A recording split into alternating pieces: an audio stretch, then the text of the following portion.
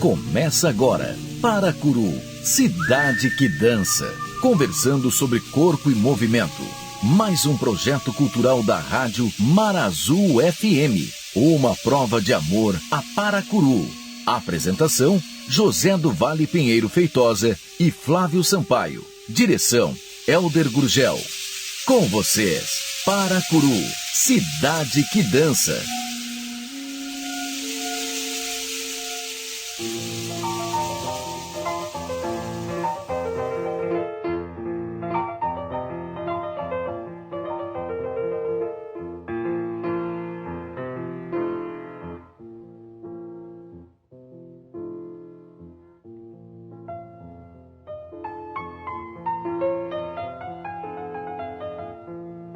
Paracuru acaba de esconder o sol além da serra de Uruburetama.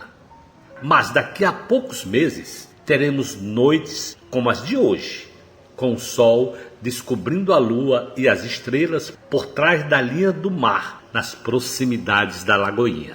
A noite e o dia, este contraditório, esta dialética entre o que afirma o dia e a negação que afirma a noite. Mas não haverá uma síntese entre os dois. Ou melhor, talvez aconteça, e ela existirá no nosso interior humano, de símbolos e imagens de sonhos e vigílias. Assim imaginamos inútil a disputa, mesmo que seja contradição entre o clássico na dança e o contemporâneo nela, pois a verdade é que, embora as estrelas tenham sua própria luz, é do Sol a luz dos planetas e o encanto transcendental da Lua. O Flávio Sampaio e a Eliana Caminada continuam nos afirmando que tão imensa é a cultura humana e mesmo assim somos capazes de compreendê-la, pois o mundo é imenso e universal. Mas, mesmo assim, contraditoriamente, tem as mesmas bases, as mesmas gêneses, as mesmas matérias e símbolos estruturantes. Enquanto os dois fazem o percurso do longo destino, vão nos dizendo: é importante que os pais busquem da iniciação artística aos filhos. Leve os filhos para verem o balé, assistir ao teatro, ao cinema, às artes plásticas. Leiam muito e escrevam tanto quanto puderem. Escrevam de modo a serem compreendidos. Coloquem suas ideias no repouso do tempo para que elas durem além do momento em que se manifestam. Aqui, Paracuru, cidade que dança.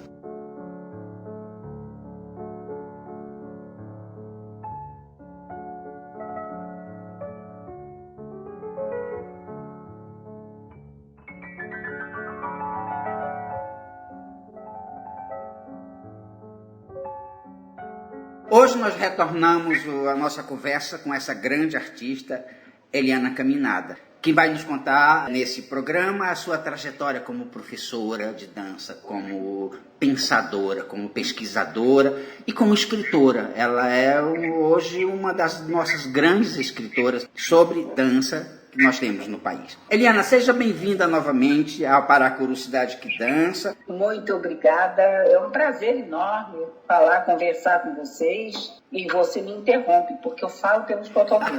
Quero te pedir desculpas, porque quando a gente faz isso pessoalmente, a gente tem a linguagem corporal que é fácil travar esse diálogo. Isso. Quando a gente faz pelo computador, pela web, a gente não tem isso, então eu quero te pedir desculpas e pedir desculpas ao público. Então, você entra numa instituição chamada Centro de Dança Rio, que tem uma pequena companhia e que propõe um curso técnico de dança, que talvez tenha sido um dos primeiros cursos técnicos de dança desse país.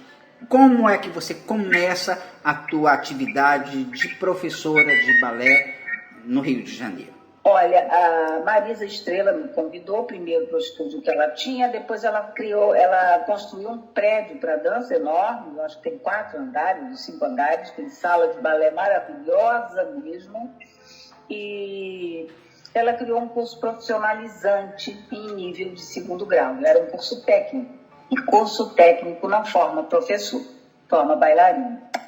E o que acontecia? As alunas e os alunos que entravam para o curso profissionalizante, eles sairiam dali bailarinos e eles não tinham uma forma de aprimorar esse aprendizado. Eles eram, em geral, assistentes dos professores, mas ela achava que isso não tinha nada a ver com o curso propriamente dito, porque eles não sairiam professores, sairiam bailarinos.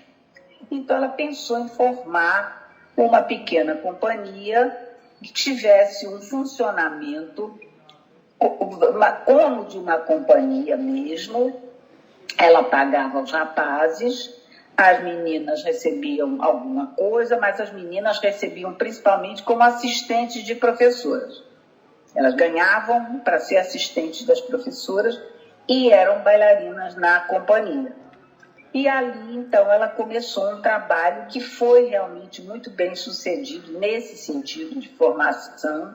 Ela formou muita gente que está no mercado de trabalho, que foi para o mercado de trabalho, porque também tinha aula de história da dança, tinha aula de anatomia aplicada à dança, que era maravilhosa, porque o pai dela era médico, tinha jazz, enfim, era um curso bem completo para o padrão de uma academia de balé, e ela formou muita gente boa, porque a gente tinha um horário fixo de trabalho, que ia de 10 a 1, tinha ponto para assinar, mas a frequência era importantíssima e se trabalhava com uma seriedade assim, de uma companhia, né? Fazia aula, tinha horário para tudo, não era um encontro de grupo, de jeito nenhum, a ideia era outra.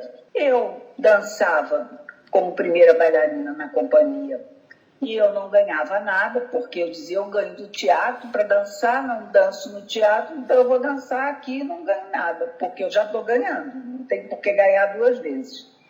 Então eu só ganhava na parte da tarde, quando eu dava aula no curso livre. Eric fez a mesma coisa, também não cobrava nada. Então isso viabilizou a companhia, porque ela começou contratando Fernando Mendes. Você lembra? Sim, daqui do Ceará, começamos juntos no Balé do Sésio com o Denis Grey. Os maiores talentos que o Brasil teve, né? Com o salário de primeiro bailarino. Aí ela conseguiu absorvê-lo pela academia.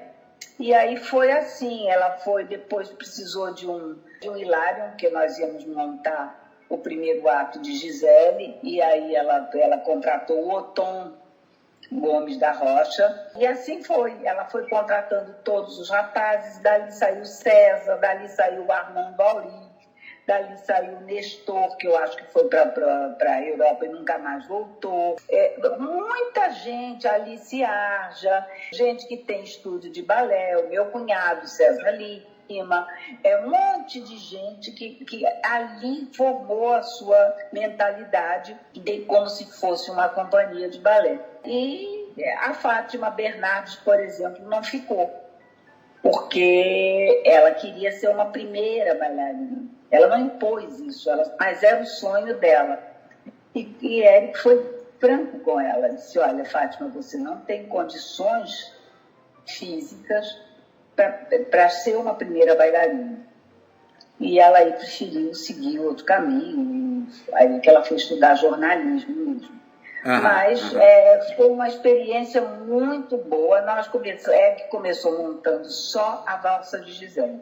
Aí surgiu uma versão do balé Bolshoi, que era com a Besmekova e Lavrovsky, mas que o corpo de baile, todas as danças caráter, eram feitas de sapatinho, não eram feitas de patilha de ponto.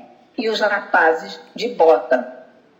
Eric disse, olha, isso é interessante, porque eu acho que eu poderia montar para os rapazes de bota e para as meninas que não têm pés para sapato de ponta, eu vou poder colocar essas meninas de sapatinho de caráter, vamos montar as danças caráter, vamos ir à valsa e pronto, a gente fica por aí.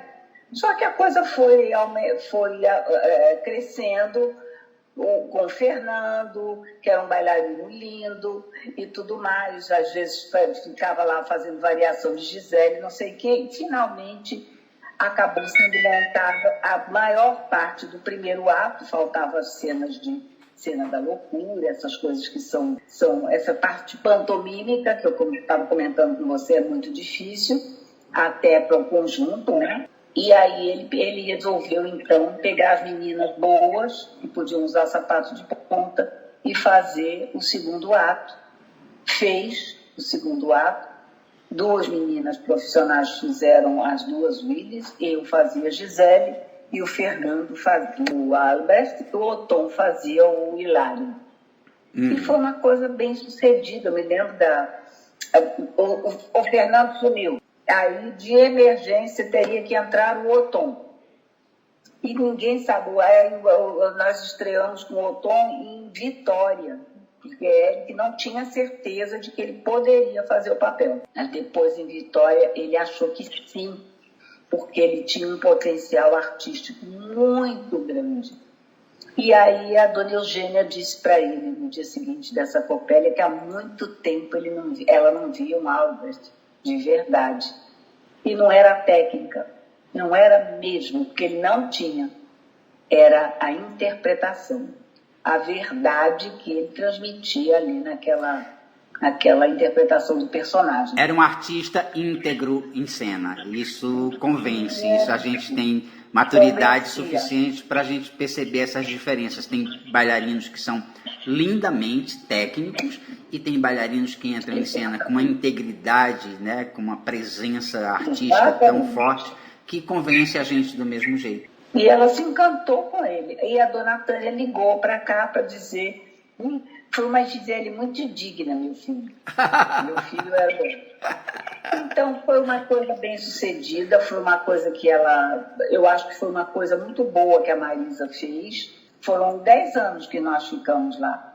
Muita coisa se viajou, eu tinha uma disciplina muito grande, e eu não sei você, como é a sua relação aí com as crianças, com suas crianças, mas eu acredito muito na disciplina do balé.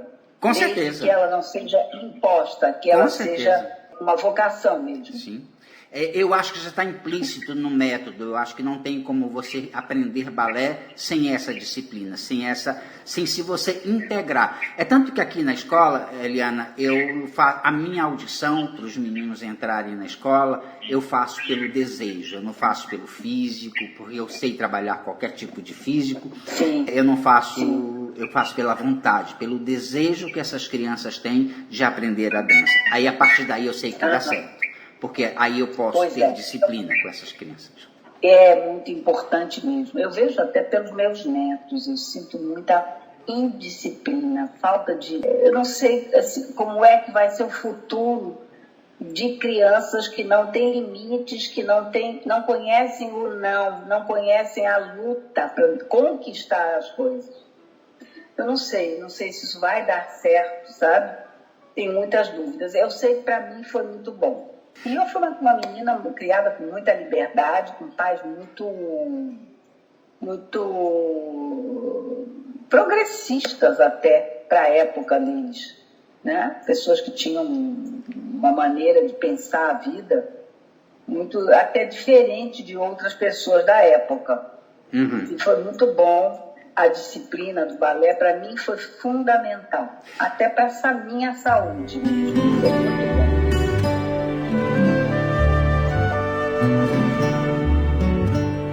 Amo-te muito, como as flores amam o frio orvalho. Aí a Eliana agora começa a ser uma nova fase da vida dela, uma fase que eu estou próximo, então eu acompanhei esse momento. Que a Eliana, caminhada, começa a ser professora no centro universitário da cidade, que era uma universidade jovem, que tinha um curso de dança, que tinha sido fundado pela Dalal Ascar. E que... Foi Angel Viana, porque Angel tinha um curso profissionalizante de dança contemporânea, né? Só que era obrigatório a matéria, a disciplina, balé clássico, fazia parte da grade, era obrigatória. E eles não queriam, de jeito nenhum. Aí ela me chamou e disse, Eliana, será que você não daria umas aulas para eles verem, para ver se interessam? Porque eu não posso tirar da grade curricular, não tenho condição de tirar. Aí eu levei uma coisa muito interessante, que era, não sei se você já ouviu falar em Ulisses Dove, um coreógrafo já faleceu, negro, maravilhoso, eu adorava o Ulisses Dove, adoro até hoje. E eu levei esse coreógrafo porque ele tinha uma característica, ele dominava a técnica de balé assim como dominava a técnica de dança contemporânea. Então, ele foi uma pessoa... Eu levei Jaspers, que era feito por Alvin Ailey, era um ritual muito opressor de ritos protestantes, que a avó dele seguia no sul dos Estados Unidos. E ele sai dali e vai para o Balé Real da Suécia, onde ele faz uma coisa muito bonita, que é Odes for Lost and Love, pelo amor e para perda, né? Pelas pessoas que ele tinha perdido. E aí ele vai trabalhar com linha de loura de sapatilha de ponta.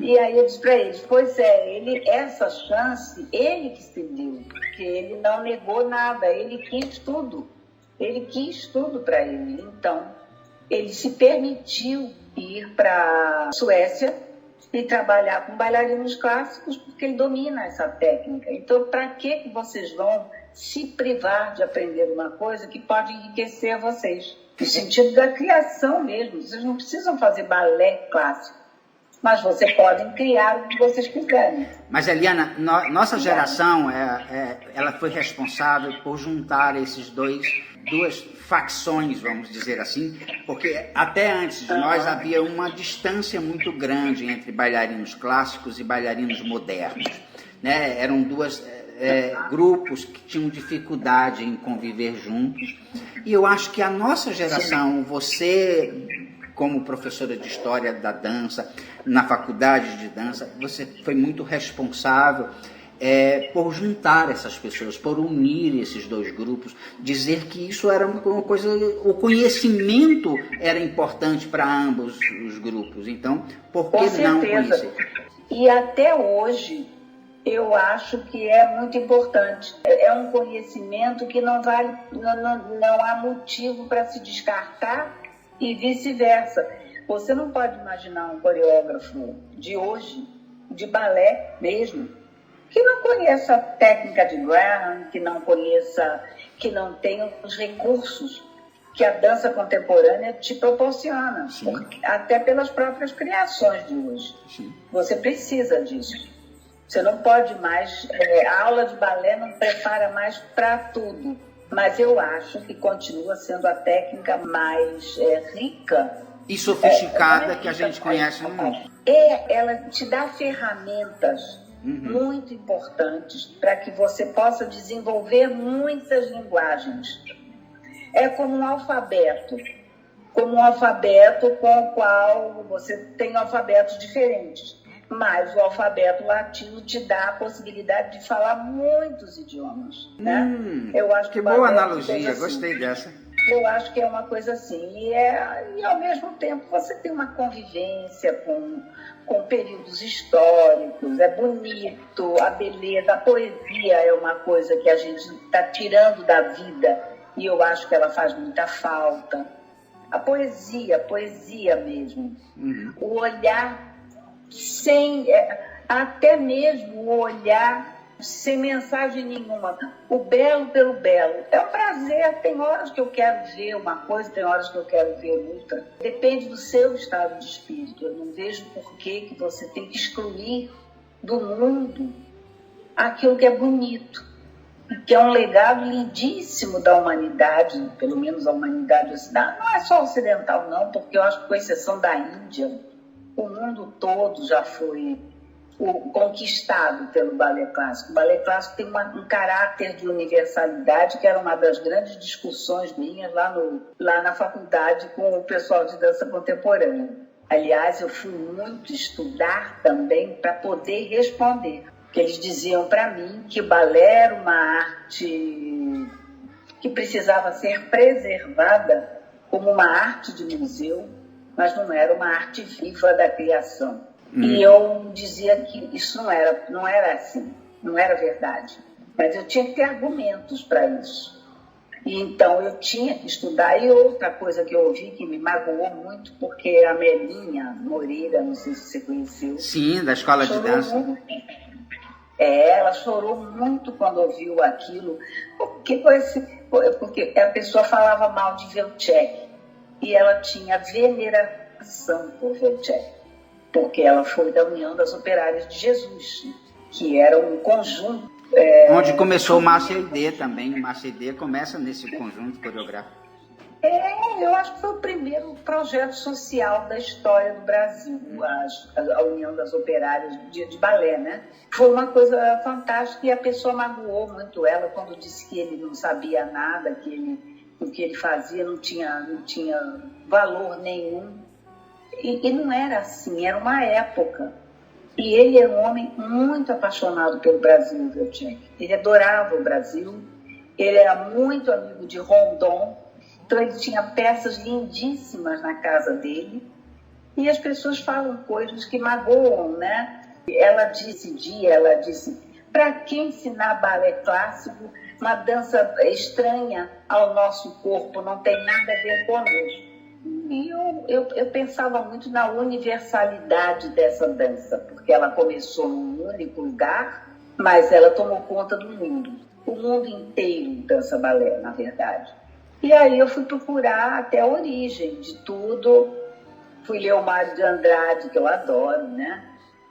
Quando ele fala da dança mourisca, que é a origem de muitas das nossas manifestações folclóricas, e que é a primeira dança do espetáculo que um dia se chamaria balé, que é a mouresca, né? A mourisca, que na verdade é uma dança tão antiga que o mundo inteiro... É por isso também, eu acho, isso é uma teoria minha, que ficou universal, porque a mourisca era, na verdade, uma batalha entre mouros e cristãos. E primitivamente, era um combate, uma dança de armas, que dependendo de para onde ela foi tomando a forma do lugar. Na Grécia, por exemplo, era a pírrica, uma dança de armas, do soldado cidadão. Ele era educado dançando aquela dança. Então, eu acho que não dá para você falar, o mundo não é tão grande assim, eu acho. A gente não pode falar das coisas como se elas...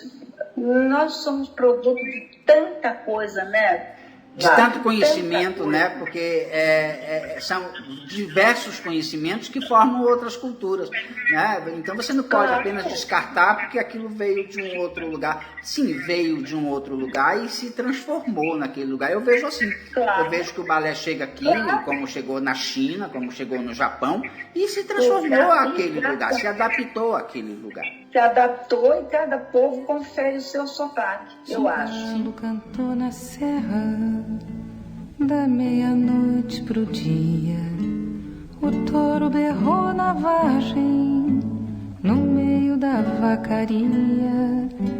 Coração se amanheceu de saudade que doía. Eliana, aí você entra no centro universitário da cidade, quando eu conheço você mais intimamente, e eu me lembro muito assim, de entrar na sua sala e assistir a sua aula só para me deliciar com o teu saber, com a tua maneira de pensar, com a tua maneira de dizer, porque eu acho que ser um bom professor, Eliana, não é só conhecimento que faz. Você também tem que saber entrar na alma do aluno, né? Você também tem que saber conduzir esse conhecimento para onde aonde o aluno está e para onde você quer levar ele. E você sabe fazer isso de uma maneira magnífica. Aprendi muito com você. Muito obrigado por isso. Mas vamos falar um pouquinho dessa fase, porque foi uma fase tão rica na sua história, na história da dança do Rio de Janeiro. quando você dava aquelas aulas maravilhosas lá no curso de licenciatura em dança da universidade. Quando você, eu acredito que é quando as pessoas conhecem mais você como historiadora, você como professora de história da dança, você como uma pessoa que pensa a dança. Ali eu acho que acontece algo que a cidade e depois o país inteiro vai te conhecer nesse lugar de pesquisa, de escrever a dança, de historiadora. Não, eu não estou sendo exagerado, não. Eu estou sendo verdadeiro.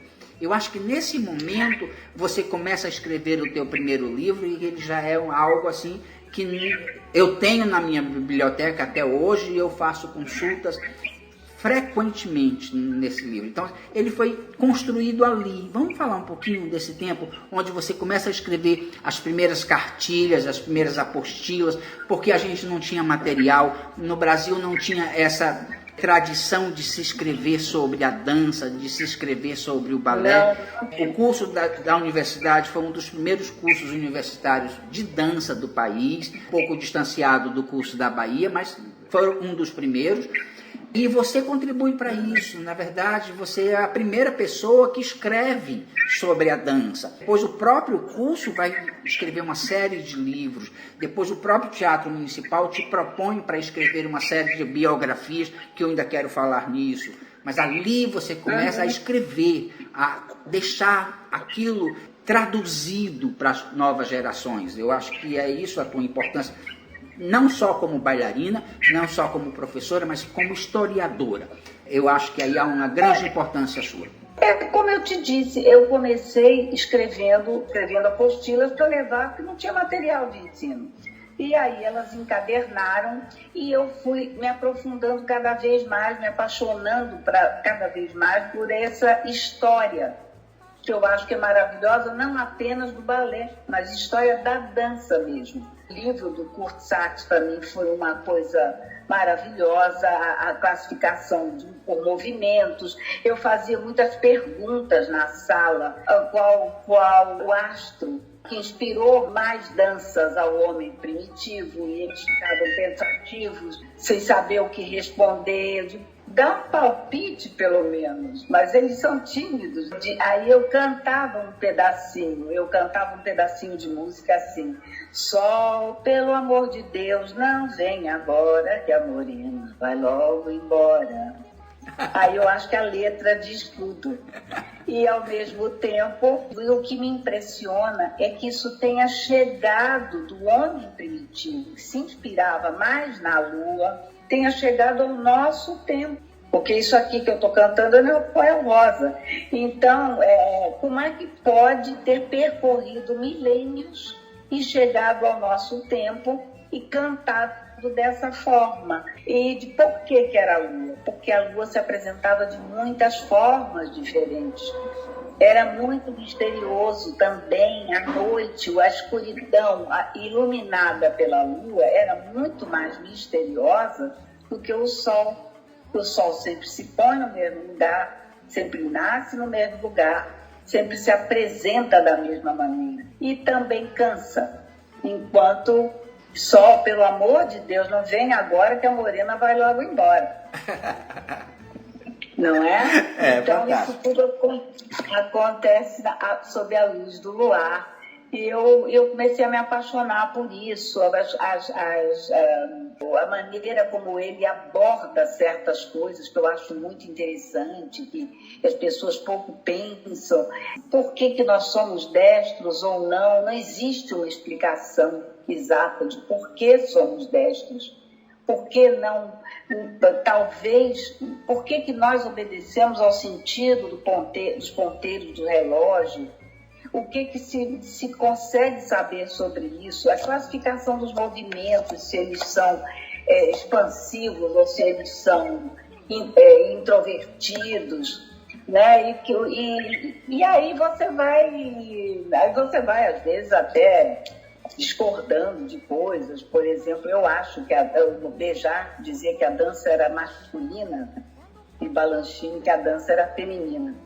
E nesse sentido eu concordo com o Béjart, porque eu acho que foi a própria natureza que que configurou isso. Quer dizer, a fêmea paria, engravidava. Eu acho que deve ter sido sempre instintivo, e também o homem, de resguardá-la, porque era muito necessário povoar o mundo. Então, o trabalho de caçar, de se expor a um certo tipo de perigo, foi masculino.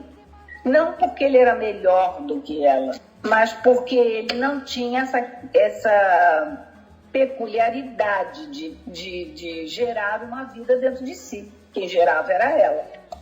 Então você acaba criando, e eu acho que isso chega ao nosso tempo também através de marcas olímpicas, por exemplo. Mas, Eliana, o período romântico nos mostrou que teve grandes bailarinas, mulheres, e poucos bailarinos homens. Foi um período em que foi investido, naquela estética, muitas mulheres. Embora eu concorde com você que acho que a energia do homem dançando, ela contamina muito mais o público. A mulher, essa delicadeza que é própria do feminino, ela tem que chamar mais atenção, ela é mais apurada, ela é mais intelectualizada, eu acho, na dança, do que a dança masculina. A dança masculina é energia pura, é quase fogo, né? E a mulher não, ela traz a plateia para si e diz, vamos comigo por esse lugar. É um convite, né? Quase um convite.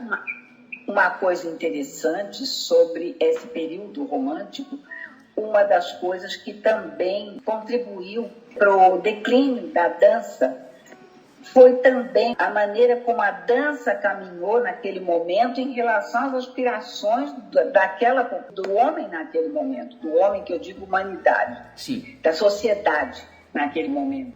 Essa dança muito técnica, muito acrobática, digamos, ela não é o que a sociedade daquele momento esperava e queria. Então, a mulher passou a representar muito mais que a sociedade estava esperando, a expectativa da sociedade, do que o que o homem estava fazendo no palco. Então, ela representou naquele momento o ideal, a inspiração de todos os espíritos daquela época. Eles se voltaram mesmo para o mundo feminino, e também eu acho que tem muitas coisas que estão por ser estudadas assim. Por exemplo, você pega um balé como Gisele e você pode ler esse balé sob um ponto de vista feminista até. Sim, porque bastante. Aquele é um mundo feminino. Sim.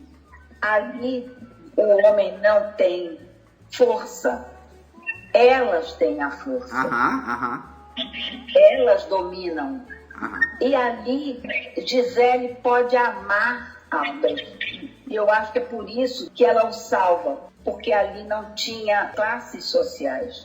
Naquele mundo das Willis não existia classe social. Ali ela estava livre para amar. Eu acho muito interessante o romantismo, porque ao mesmo tempo que ele é um movimento retrógrado, né, ele, com a industrialização do mundo, as pessoas passaram a olhar o campo e aquele lugar de onde eles vinham e a resgatar aquelas histórias que seus avós contavam. Por isso, né, tem toda essa magia, né, num mundo extremamente cruel. É um mundo onde a Inglaterra mandava, desmandava no mundo, uma industrialização muito pesada, uma vida pesada de fábrica. E aí há esse resgate. E ao mesmo tempo, do mesmo jeito que eles olham para trás, eles olham para frente, como a cena de Gisele, porque você descreve Gisele como eu vejo. Uma mulher feminista, uma mulher que tem força, mulheres que vêm à noite para se debaterem, se encontrarem com os homens que magoaram a elas. Então, assim, são mulheres guerreiras, elas não são nada passivas. Elas são da luta. Elas são guerreiras, elas levam uma mágoa da qual elas não conseguem se libertar. Esse que é o grande drama delas também. Porque a Gisele, de todas elas, é a que consegue se libertar porque perdoa. A incapacidade que elas têm de perdoar as mantém presas aquele rancor, aquela necessidade de vingança. É um balé muito interessante, Gisele, né? Para mim, é o meu favorito. Com certeza, de todos os balés românticos, é o que eu mais gosto. Cheguei na beira do porto onde as ondas se espalham. Eliana, você escreveu 3 biografias: Ilko Lindenberg, Marila Gremo e Václav Elchek. São 3 figuras icônicas da nossa história da dança. Vamos falar um pouquinho, mas eu queria que você contasse um pouquinho quem foram essas pessoas. É interessante que o nosso público saiba que são 3 estrangeiros que vieram para o Brasil e contribuíram para a dança no Brasil. Ilko era estoniano, Marila era portuguesa e Elchek era tcheco.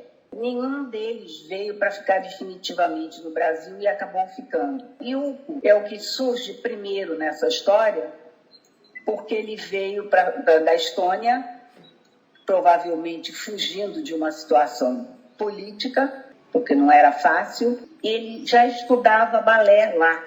E quando ele vem para São Paulo.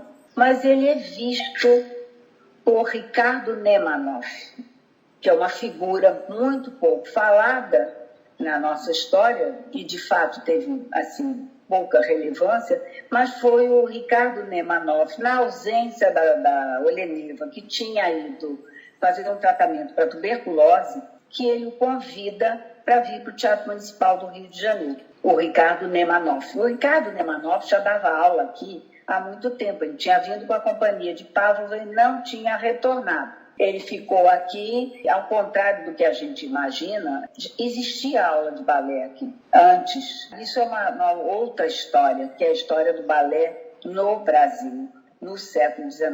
O Ilko, então, vem, logo ele se destaca, acaba recebendo o título de primeiro bailarino nessa nossa história maluca, que tem, a companhia não era oficializada, mas tinha primeiro bailarino e primeira bailarina. Que é uma coisa engraçada, coisa mesmo do Brasil. E o Ilko começa a se destacar em vários sentidos. É porque ele era o homem dos 7 instrumentos. Toda vez que não tinha ninguém para solucionar alguma situação complicada no teatro, só existia, sempre existiu, o Ilko estava ali presente para assumir uma direção, para fazer uma coreografia, para dançar o balé também, para tudo. Ele era o homem dos 7 instrumentos e era uma pessoa muito amada dentro do teatro. Dançou Petrushka, uma adaptação que deve ter sido muito ruim, mas enfim. Madeleine Rosei, que então era a primeira bailarina, dançou a bailarina. E Vicente de Paulo fez o Mouro. E o Ilko fez Petrushka. Agora, ele era um homem muito...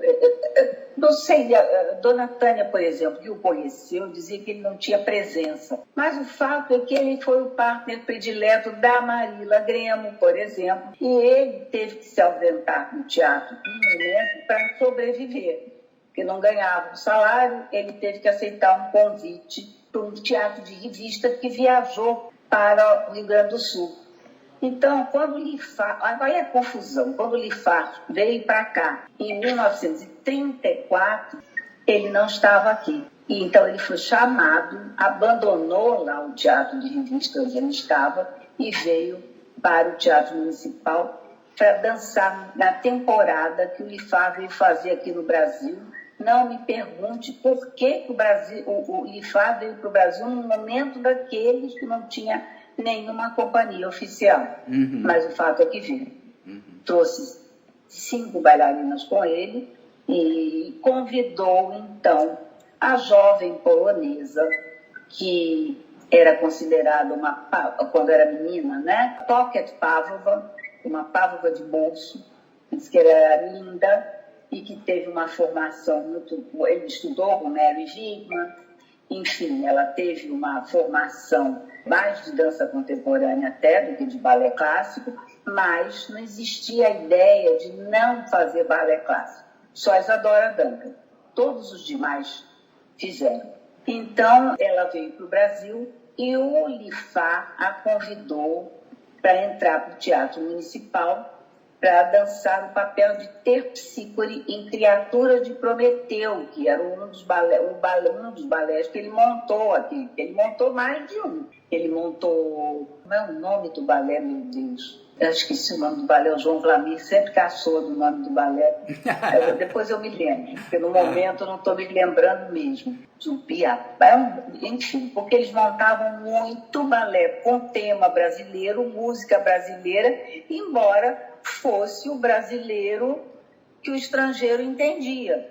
A partir da visão deles do que era o Brasil. A cultura deles. Sim. É como a Baiadé de Petipá. A Índia de Petipá é a Índia que o estrangeiro imaginava. Não tinha nada a ver com a Índia verdadeira. Tinha alguma coisa, alguma pesquisa. A música não tem nada que ver. Tchutchu na Índia, isso não existe mais. Mas era uma época e é preciso que assim seja entendido, né? Sim. Então, tudo está muito misturado. E Uco e Marília Gremo, é difícil até escrever sobre os dois, porque são os mesmos jornais, as mesmas reportagens, dançaram as mesmas coisas. Os dois receberam o título de primeiros bailarinos, Marília Gremo e Uco Lindbergh, por conta da temporada do Unipar.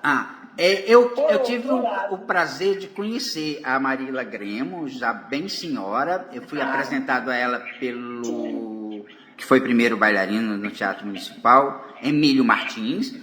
Sim. Ela estava com problema de coluna, ela ia fazer uma cirurgia na coluna e eu tinha acabado de fazer a minha cirurgia na coluna. Então ela quis me conhecer para poder tirar um pouquinho do medo. A gente teve uma conversa e eu fiquei muito emocionado de falar com ela lá no Teatro Municipal, ela com a bengalinha, porque eu conhecia a história dela, né? Então assim, foi uma emoção profunda nesse dia e eu espero poder ter contribuído. Olha, Marília foi uma das maiores culturas que já se conheceu no Brasil. Ela tinha uma cultura enorme e era uma coreógrafa, Flávio, que nunca deveria ter sido perdido no teatro. Bom, o teatro perdeu tudo que tinha, mas nunca poderia ter sido desprezada no teatro, porque ela era uma mulher que criou coisas lindíssimas. Uhum. Uma delas foi Romeu e Julieta, de abertura fantasia, de Tchaikovsky, e que era belíssima. Ela criou para Berta e Aldo,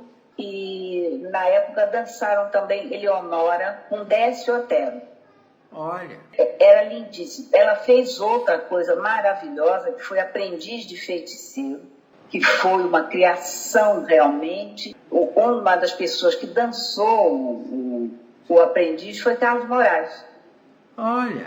E foi uma coisa... Você conheceu o Carlos Moraes? Claro, meu amigo, professor, maravilhoso. Pois é, o Carlinhos dançou uma das vezes. Outra coisa maravilhosa que ela montou foi Mefisto Valsa, que ela montou, inclusive, para uma bailarina internacional, que era Lupe Serrano. Chilena, Lupe Serrano, que fez o maior sucesso nos Estados Unidos, claro. Exatamente, foi ela que estreou a Mefisto Valsa, que quem até hoje tem lembranças e dançou também é a Neide Rossi, São Paulo, não sei se você a conhece. Ela fez um desses programas que a gente já apresentou. Pois é, a Neide dançou Mefisto Valsa, e tem lembranças e fotos, inclusive. Uhum. Era uma coisa belíssima, o Aldo adorava, a música é maravilhosa, né? Enfim, a Marília foi uma figura muito extraordinária. Agora, ela foi a primeira pessoa não a dançar Gisele completa, mas a dançar. O Lifar ensinou para ela o padedê do segundo ato de Gisele, que ela dançou com Yu.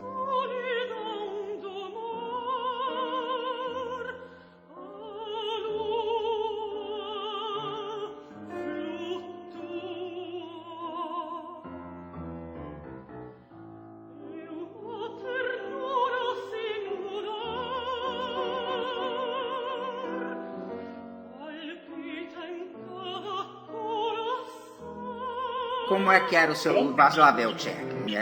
Foi um professor que tanto contribuiu no Rio de Janeiro quanto em São Paulo. Belchek fundou a Escola Municipal de Bailados de São Paulo. Sim. E chegou a tentar fundar a companhia, mas não vingou. Eu não entendo muito bem por que aconteceu isso em São Paulo, de nunca ter tido um teatro oficial com uma companhia com o perfil do Teatro Municipal. Porque é uma cidade com uma importância e um tamanho para isso.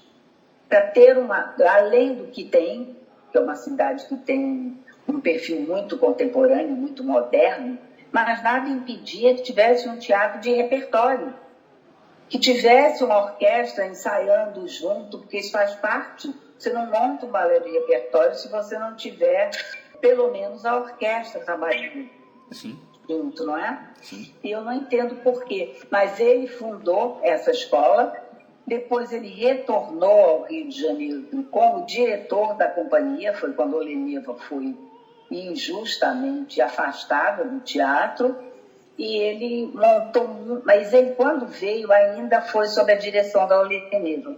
Ele veio com um grande cartaz, porque ele foi um homem que teve um teatro da pantomima futurista com Marinette, ele não era um homem qualquer, sabe? As pessoas falam às vezes, como essa moça se referiu a ele como uma pessoa qualquer, que ele não era. Eram pessoas que tinham feito filmes importantes com René Clair, por exemplo. Então, foi um grande diretor. Durante muito tempo, ele foi também para Buenos Aires. Ele fez algumas coisas de sucesso no teatro, como quadros de uma exposição. Fez Laval. Eu cheguei a trabalhar com ele. Olha. Que foi para ele, me deu meu primeiro solo, Veltchek. E que foi em Laval, de Ravel. Que ele e a Marila brigaram, os dois, porque os dois, por um acaso, tinham usado uma figura que é pouco usada em balé, que é o caracol, a figura do caracol. E a valsa do Veltchek e o aprendiz de feiticeiro da Marila, todos os dois tinham caracol, e um achou que o outro tinha copiado. O Veltchek achou que a Marila tinha copiado dele. Sim. E a Marila respondeu para ele: caracol é uma figura milenar. O Veltchek, inclusive, é o primeiro professor, se eu não me engano, da Márcia Aidê, que é uma das bailarinas brasileiras mais reconhecidas no mundo.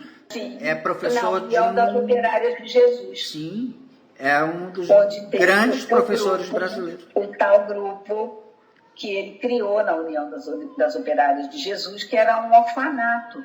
A educação que elas ofereciam era uma coisa maravilhosa naquele orfanato da União, que é ali perto, ali em Botafogo. Ainda existe com outro nome, Maria José Imperial se chama hoje, mas eles aceitavam alunos de fora que pagavam também para manter também o orfanato, né? E convidaram o Veltchek para ser o professor e o coreógrafo, e ele encantou o mundo naquela época. Eu tenho no livro, tem cartas de Monteiro Lobato, de Pascoal Carlos Magno, de pessoas assim, importantíssimas, falando sobre ele e sobre o que foi a União das Operárias de Jesus. E dali, Flávio, todos, Amélia Moreira, Miriam Guimarães, Tereza Bittencourt, que era irmã do Ielê Bittencourt. Que tem uma atuação aqui no Ceará também como professora, que a gente precisa dizer, a Tereza foi uma das fundadoras da dança aqui no Ceará. Pois é, ela saiu da União das Operárias de Jesus, com o Ielê, irmão dela, foi um bailarino famoso. E então você vê que o trabalho do Veltchek no Brasil foi um trabalho muito importante e de muitos frutos. Ele deixou uma herança muito bonita. Ele esteve no Nordeste também, se não me engano, na Bahia. Ele gravou um disco sobre balé. Não sei se foi na Bahia ou se foi em Salvador. Teria que reler a biografia. Salvador, Bahia, não. Se foi em Salvador ou em Recife. Mas eu acho que foi Salvador, sim, esse disco. Muito interessante também. Essas pessoas contribuíram muito, muito num Brasil que estava engatinhando ainda e tinha uma sede de trabalho, uma vontade de construir maravilhosa. Sim. Os três foram figuras muito emblemáticas, eu acho, para a nossa história da dança. E que você traz à cena com os teus 3 livros.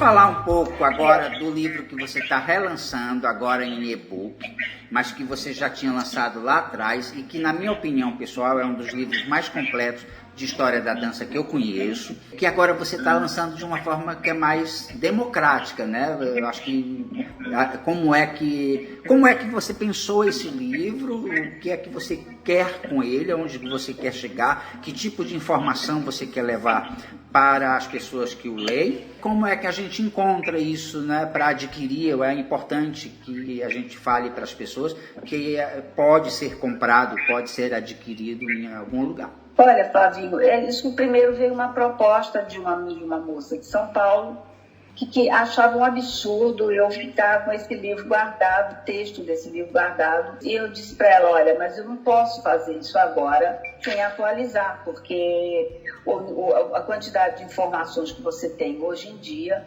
é tão grande que você tem que atualizar tudo. E foi o que eu procurei fazer nesse caso. A ideia inicial era até fazer um livro impresso, mas eu vi logo que isso seria impossível, porque eu não tenho verba para isso, eu não tenho patrocínio para isso, nem dinheiro para isso. Então, cogitamos da possibilidade de fazer como e-book. Aí eu tive muita ajuda do meu filho é editor de texto e imagem, de texto não, de imagem, editor, sonorizador e sincronizador de imagem. E ele foi que me ajudou, ele que fez a capa, ele que me deu uma revisada no livro, porque eu não tive ninguém dessa vez, sabe o que é ninguém mesmo? Eu não tinha ninguém para me ajudar, foi uma batalha realmente. Às vezes eu fico pensando, será que alguém teria esse trabalho todo? Porque chegou um ponto que eu estava muito exausta e ao mesmo tempo, quando veio a guerra da Ucrânia, uma série de informações que já faziam parte do livro tiveram que ser revistas de novo, porque as pessoas já não estavam mais ali, já tinham saído dali, já estavam em outro lugar. Você imagina, foi muito difícil. É difícil você fazer esse tipo de trabalho atualmente, porque você corre o risco de repente, tudo que você colocou não está mais. A pessoa não está mais ali, não é mais aquilo, já está fazendo outra coisa, entendeu? É muito rápido, é um tempo muito líquido demais, é muito difícil. Mas foi um prazer, porque eu gosto de fazer, consiga ou não lançar o livro. Essa é a verdade. É um prazer pessoal, acho que você conhece isso. Sim. De ter o prazer de fazer uma coisa, de estar ligado à dança de alguma maneira.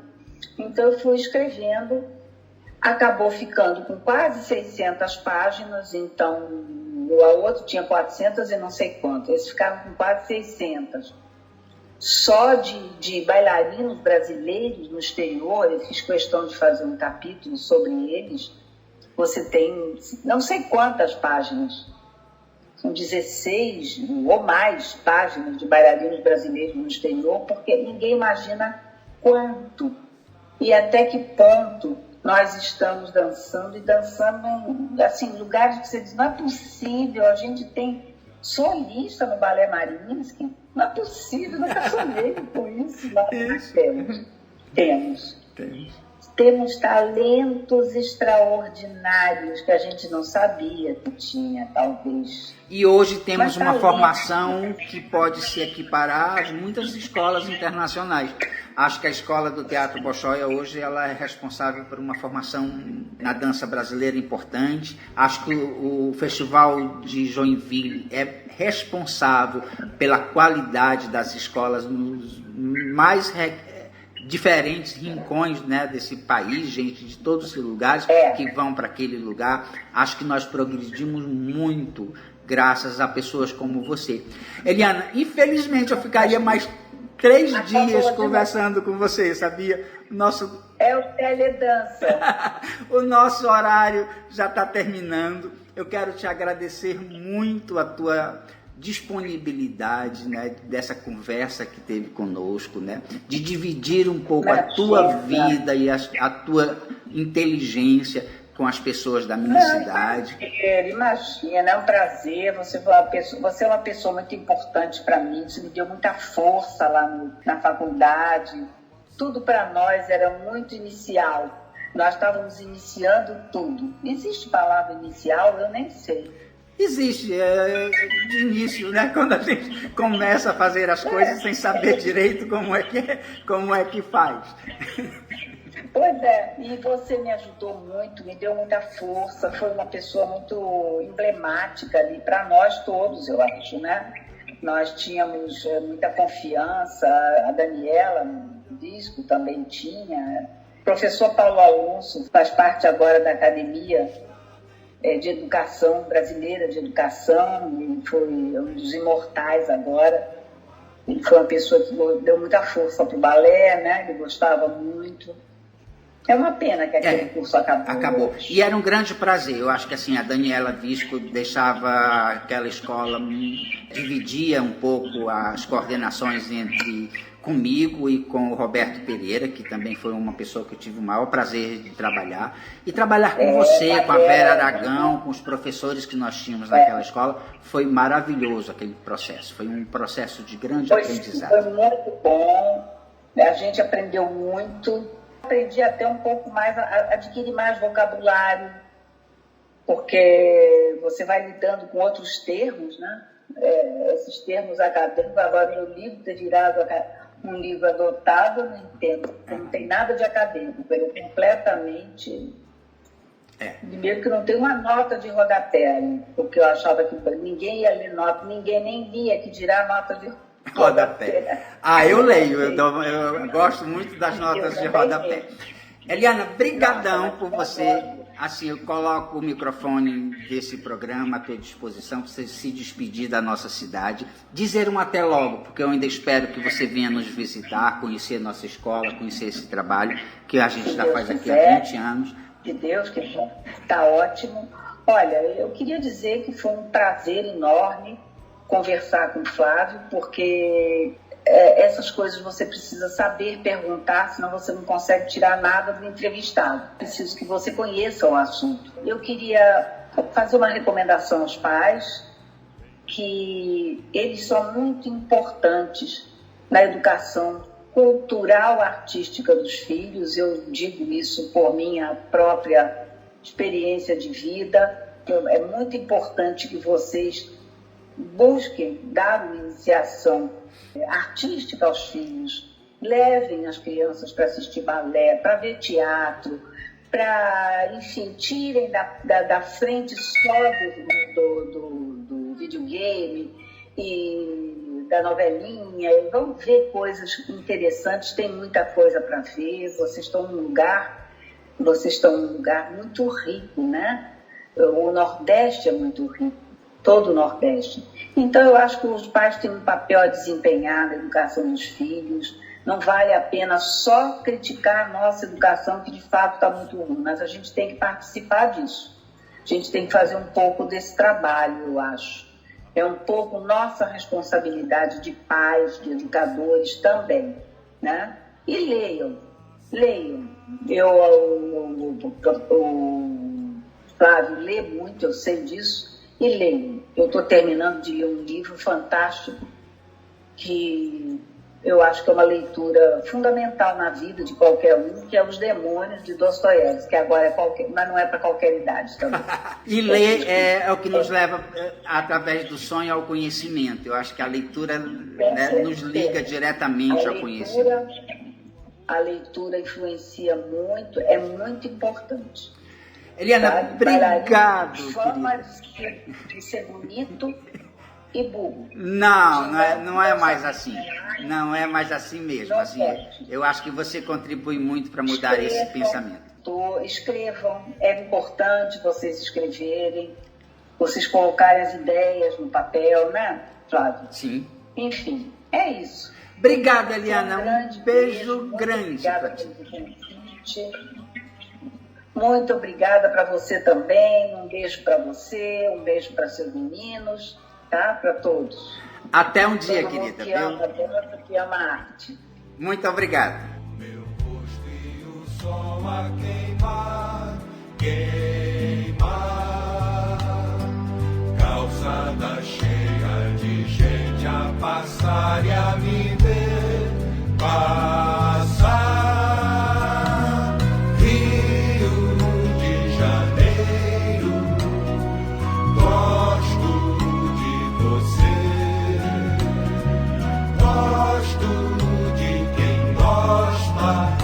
desse céu, desse mar, dessa gente feliz.